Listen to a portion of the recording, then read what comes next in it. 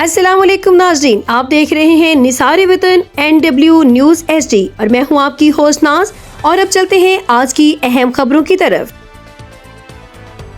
خبر شامل کرتے ہیں رحیم یار خان سے۔ حنیف عظیمی کی رپورٹ کے مطابق ضلع انتظامیہ کی جانب سے رمضان مبارک میں عوام کو ریلیف فراہم کرنے کے لیے اقدامات جاری ہیں۔ Additional deputy commissioner general Farooq Ahmed نے اسسٹنٹ کمشنر عبدالحنان اور chief officer municipal committee Rana Mahmood کے ہمراہ نگہبان رمضان بازار کا اچانک دورہ کیا۔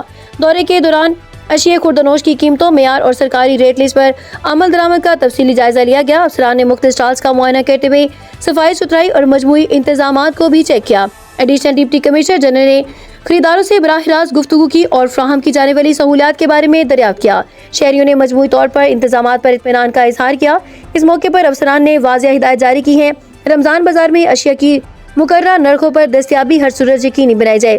ناقص اشیاء فروخت کرنے یا زائد قیمت وصول کرنے والوں کے خلاف سخت قانونی کارروائی عمل میں لائی جائے گی۔ Additional deputy commissioner general Farooq Ahmad کا کہنا تھا کہ رمضان مبارک کے دوران عوام کو ریلیف فراہم کرنا ضلع انتظامیہ کی اولین ترجیح ہے اور قیمتوں میں استحکام کے لیے روزانہ کی بنیاد پر مانیٹرنگ کا عمل جاری رکھا جائے گا۔